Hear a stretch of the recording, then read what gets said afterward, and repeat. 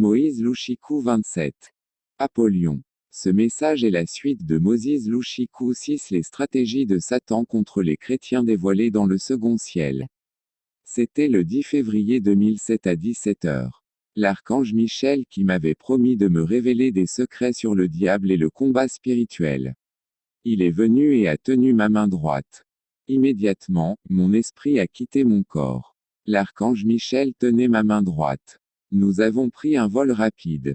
Nous avons commencé à monter à la vitesse de la lumière et nous nous sommes retrouvés dans l'atmosphère et là-bas dans l'espace. L'archange m'a demandé, sais-tu où nous allons? J'étais sur le point de répondre quand il a dit, Lucifer a convoqué une réunion dans le deuxième ciel qui commencera dans quelques minutes. Le royaume des cieux t'a choisi comme son représentant pour participer à cette réunion et révéler au monde le contenu de cette rencontre. Quelques minutes plus tard, nous sommes arrivés dans le deuxième ciel. Puis nous sommes entrés dans l'auditorium qui était une immense salle ovale. Cet endroit se trouvait entre le ciel et la terre. Le grand ange Michel m'a dit, ne crains pas et ne panique pas. Tu te tiens simplement à mes côtés. Tu dois tout observer et tout écouter. Tu as été chargé de dire au monde tout ce que tu verras et entendras. En fait, alors que j'assistais à ce rassemblement dans le deuxième ciel, le Seigneur Jésus-Christ était entré dans mon corps qui était resté sur la terre et il a pris le contrôle total de mes sangs. Il s'adressait au peuple de Dieu dans l'Église pendant que mon esprit assistait à ce sommet dans l'atmosphère. De retour dans l'auditorium du deuxième ciel, j'ai remarqué que la salle était pleine à craquer. Des démons de toutes sortes et des gens de toutes les nations attendaient le prince de ce monde, le diable. Une fois que nous sommes arrivés dans la salle de réunion, le chef des anges, Michael, m'a dit, très bientôt, tu verras notre ennemi qui est ton ennemi. Nous étions en vol stationnaire au-dessus de cet auditorium quand soudain j'ai entendu une explosion de tonnerre. Cette détonation était l'arrivée de Lucifer. Le diable n'est pas arrivé comme tout le monde mais dans une explosion de tonnerre. Le message continue. Destruction et catastrophe. Puis, le diable a dévoilé une autre stratégie appelée destruction et catastrophe. Apollyon a assisté à ce rassemblement dans le deuxième ciel. J'ai remarqué que par sa forme il était un humanoïde, mais il était absolument sombre et sa bouche était animale. J'ai remarqué que les démons sont différents les uns des autres avec des formes et des aspects très étranges. Ils ne se ressemblent pas les uns les autres. Je me souviens que lorsque l'archange Michel m'a emmené dans un royaume souterrain, j'ai vu un démon responsable de la musique profane. Il était un hybride, mi-humain, mi-animal. Sa partie supérieure était humaine, mais sa partie inférieure était une antilope. Le diable a créé des démons en croisant des espèces avec des gènes d'humains. Dans ce rassemblement, j'ai vu le diable ordonner à Apollyon de détruire la vie des enfants de Dieu. Le diable lui dit, Apollyon, je t'ai choisi pour la destruction. Tu vas amener les croyants à revenir au point zéro de leur vie. Ils travailleront et entreprendront, et ils commenceront une entreprise, mais à la fin, ils seront de retour au point zéro. Le but de cette attaque est d'affaiblir la foi des chrétiens en induisant une stagnation dans leur vie. La foi est le contexte. La foi est la confiance que les croyants ont dans le Seigneur, et en faisant stagner les croyants, Apollyon espère détruire leur foi, sans laquelle nous ne pouvons plaire au Seigneur. Lucifer dit à Apollyon, entrez dans leur maison, saccagez tout afin de les démoraliser. Il y a eu un silence dans l'auditorium lorsque Lucifer s'est adressé à Apollyon, lui demandant d'entrer dans les familles chrétiennes, et de les détruire. Le diable lui a dit, orchestrez des guerres et des révolutions dans le monde. Crée des conflits sociaux, des conflits raciaux et des troubles. Je veux des victimes de guerre et des réfugiés. Je veux des enfants et des femmes qui fuient la guerre, la destruction et les catastrophes. L'humanité et les croyants perdront leur foi en Dieu. Transfert sexuel. Ensuite, le diable a annoncé une stratégie appelée « transfert sexuel ». Il a dit aux démons, je veux que tu amènes des hommes et des femmes à avoir des rapports sexuels illicites afin qu'ils se transmettent des démons les uns aux autres, ainsi que le bagage spirituel des uns et des autres, et aux familles. Les rapports sexuels unissent deux personnes spirituellement, et physiquement. Le diable a dit, en ce qui me concerne, le sexe est une question de transfert et ils deviendront une seule chair. L'homme rejoindra la famille de la femme, et vice-versa, car chaque famille a des démons et un bagage spirituel. Dès qu'un homme couche avec une femme, il y a un transfert démoniaque, et il acquérir les démons et le bagage de la famille, et la femme recevra également les démons de son partenaire puisqu'elle a rejoint la famille de son partenaire sexuel. Couleur. Puis, le diable a annoncé une autre stratégie appelée color. Dans le passé, dans notre pays, il y avait une émission de radio appelée Horoscope. L'animateur de l'émission disait que les étoiles demandent aux gens de s'habiller par exemple en jaune le vendredi. L'homme disait que si vous êtes né à tel jour ou tel mois, alors la tenue du jour est jaune ou rouge. Il essayait simplement de connecter les gens à la vibration de la dimension astrale, car dans le royaume astral, chaque couleur représente une vibration satanique spécifique. Le diable a continué à s'adresser aux participants et a dit, « Nous savons que dans le royaume des esprits, les couleurs ont une signification, par conséquent, connectons les humains aux vibrations astrales, afin que nos agents démoniaques puissent les posséder par le biais des couleurs. Connectons-les au monde du zodiaque afin de pouvoir les manipuler. » Le diable dit, imposons-leur donc des couleurs quotidiennes par le biais de l'horoscope, afin que l'envoûtement quotidien puisse les atteindre facilement. Je t'ordonne de concevoir un programme hebdomadaire de couleurs en attribuant à chaque jour de la semaine une couleur spécifique. Vous publierez chaque jour une couleur spécifique dans les journaux en la reliant à une date de naissance précise afin que chaque jour il y ait une vibration spécifique. Puis, le diable a dit, c'est l'interprétation des couleurs selon nous. Par la couleur noire, nous connecterons le monde des morts aux œuvres de la chair. Par la couleur grise, nous relierons le monde des morts au monde du cimetière afin de pouvoir les sacrifier au pouvoir de la magie sorcière. J'ordonne à mes agents travaillant dans les églises et les couvents d'être habillés en blanc. Bien-aimés, dans le monde, il y a des périodes et des saisons où les gens s'habillent de certaines couleurs parce que le monde propose d'utiliser diverses couleurs en relation avec des périodes de célébration ou de fête. Il s'agit d'une stratégie de l'ennemi visant à connecter les humains aux énergies sataniques par le biais de vibrations spécifiques à des fins de manipulation. C'est pourquoi nous ne devons pas suivre les tendances du monde. Je sais que le jour de la Saint-Valentin, le diable impose au monde de s'habiller en rouge et noir, mais lorsque l'archange Michel m'a emmené dans le 4e royaume des sorcières, j'ai vu le seigneur des sorcières et de la sorcellerie habillé en rouge et noir, au nom de Harima. C'est lui qui permet aux sorcières de voler et qui provoque la fornication et le mensonge. C'est pourquoi la Saint-Valentin est synonyme de fornication et d'immoralité sexuelle et que les autels affichent complet à cette occasion. Et, aujourd'hui, dans de nombreuses églises, il y a des pasteurs qui demandent à toute la congrégation de s'habiller par exemple en blanc. Dans le premier cas, il peut s'agir d'ignorance, mais dans le second cas, le pasteur doit être une personne de confiance. Un pasteur occulte. Il veut que les croyants innocents s'habillent d'une certaine couleur pour vibrer et se connecter au royaume des esprits, en particulier au monde du cimetière. Dans l'Église catholique, les prêtres portent toujours du blanc car cette religion est liée au monde du cimetière. De nombreuses églises ont maintenant recours à l'utilisation de couleurs, tout comme dans les arts martiaux où les couleurs représentent des niveaux ou des degrés. Continuons avec les mots de l'ennemi, Satan. Il a dit, vous, mes serviteurs dans les églises et dans les couvents, vous placerez des objets de cimetière dans vos installations et vous vous habillerez en blanc, et vous demanderez à vos membres de s'habiller en blanc. Ils ne comprendront pas que vous transférez leurs esprits dans le monde du cimetière. Puis le diable continua, quant à vous mes serviteurs, musiciens, vous demanderez à vos fans de s'habiller en blanc les jours de concert et ce sera un jour de sacrifice. Le diable a dit, par la couleur rouge, nous pousserons les humains à la violence, aux aggravations, au stress, aux bagarres, à l'exagération, aux dépenses, aux violences sexuelles. Par la couleur beige, nous inciterons les humains à l'hypocrisie. Par la couleur jaune, laissons notre nature dans les humains se manifester. Par la couleur verte, poussons les humains à la séduction. Beaucoup de médecins sont dans l'occultisme et vous pouvez voir cette couleur dans l'hôpital. Les gens sont dominés par cette couleur, qui se retrouve aussi dans le dollar américain.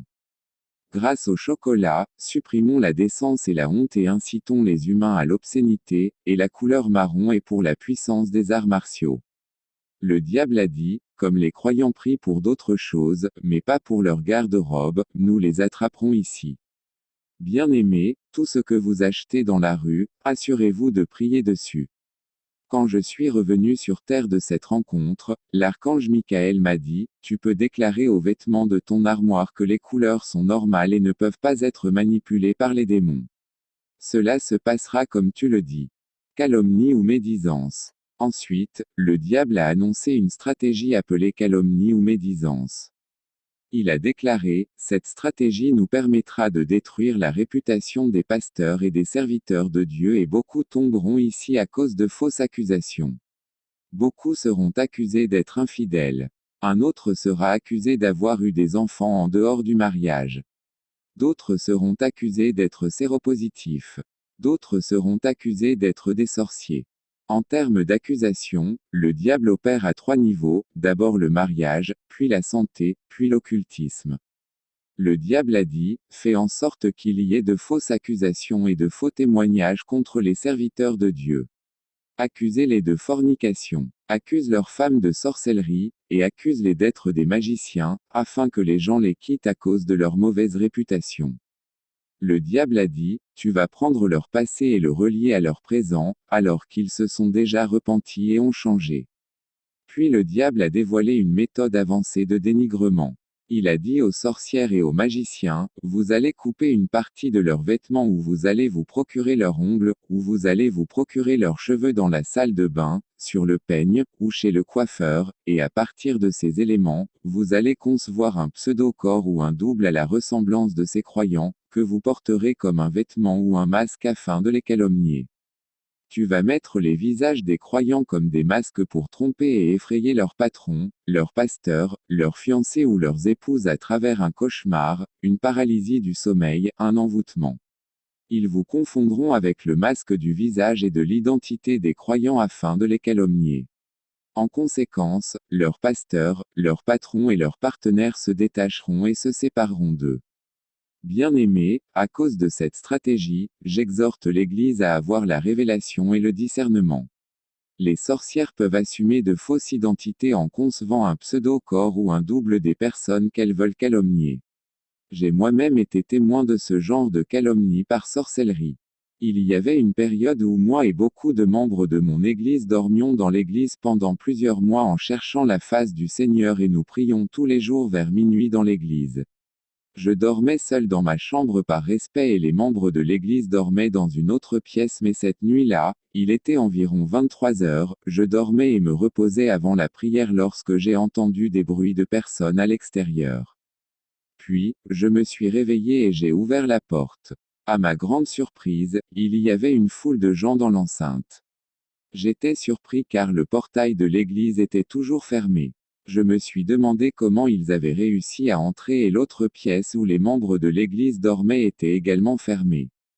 J'essayais d'identifier ces gens quand quelqu'un a parlé dans notre dialecte local et a dit, cette fois, ne le ratez pas. Donne-lui un coup de pied à la tête. Et pendant que je regardais, j'ai vu un membre du comité de direction de notre église, John Claude. Il se dirigeait vers moi. J'étais surpris et je me suis dit, mon Dieu. Combien de sorcières avons-nous dans cette église? Puis John Claude s'est approché près de moi. Je voulais crier le nom de Jésus quand il a rapidement pointé ses mains vers moi. En fait, il a tiré des rayons de ses mains.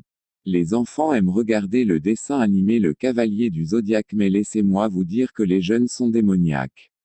John Claude a fait un signe du Cavalier du Zodiaque. Il a tiré des rayons de ses mains vers moi avant que je puisse crier le nom de Jésus. En conséquence, j'ai été paralysé, et je suis tombé sur le sol. Je ne pouvais pas bouger mais mes yeux pouvaient voir. Bien-aimé, ce n'était pas un rêve ou un cauchemar ou une paralysie du sommeil. Puis ce groupe de sorcières m'a entouré. Lorsque John Claude était sur le point de me donner un coup de pied à la tête, j'ai essayé de crier le nom de Jésus, mais ma voix s'est éteinte. Alors une voix intérieure m'a dit de dire le nom de Jésus même dans mon cœur. Lorsque j'ai dit le nom de Jésus-Christ dans mon cœur, ma voix m'est revenue et est devenue audible. En conséquence, il y a eu un bruit d'explosion dans l'enceinte de l'église. En conséquence, cette troupe de sorcières a disparu. Ensuite, j'ai vu John Claude courir vers l'autre pièce où les membres de l'église dormaient. J'ai suivi son esprit là-bas et j'ai réveillé tout le monde. J'ai demandé à John Claude, depuis quand m'attaquez-vous? John Claude a répondu, Père, je ne sais pas de quoi vous parlez. Puis j'ai élevé la voix en colère contre lui et j'ai fait pression sur lui. Puis John Claude a éclaté en sanglots, niant et clamant son innocence. John est un grand garçon et le voir en larmes m'a brisé le cœur. Mon esprit a commencé à douter. Je n'étais plus confiant. Je me suis demandé, que m'arrive-t-il? Ce n'est pas un rêve. Puis nous avons commencé à prier.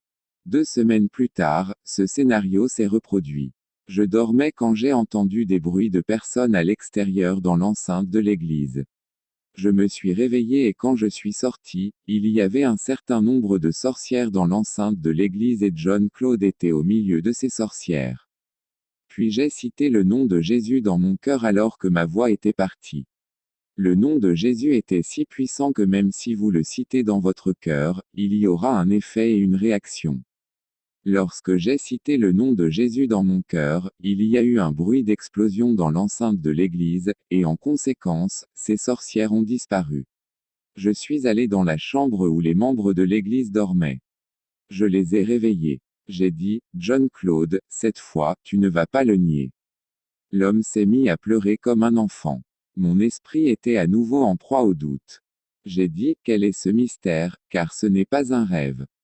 Je vis l'expérience physiquement. Après cette nuit de prière, j'ai dit, Seigneur, si tu m'aimes, montre-moi le moyen de m'en sortir. Qu'est-ce qui me manque? Puis, Jésus a répondu à ma prière. Résultat, j'ai reçu la visite de l'archange Michel et il m'a dit, la prochaine fois que John Claude viendra te voir, tu diras, au nom de Jésus-Christ, je t'hypnotise, et une fois qu'il sera hypnotisé, tu diras, au nom de Jésus-Christ, sois démasqué, et tu verras ce qui se passera. Quelques semaines plus tard, nous étions encore en prière dans l'église qui dormait là comme c'était notre tradition. Puis, pour la 3e fois, l'attaque a eu lieu. John Claude a pointé sa main vers moi et a dit, sois hypnotisé maintenant. Puis je lui ai répondu, au nom de Jésus, je t'hypnotise. C'était le genre de choses que l'on voit dans les films.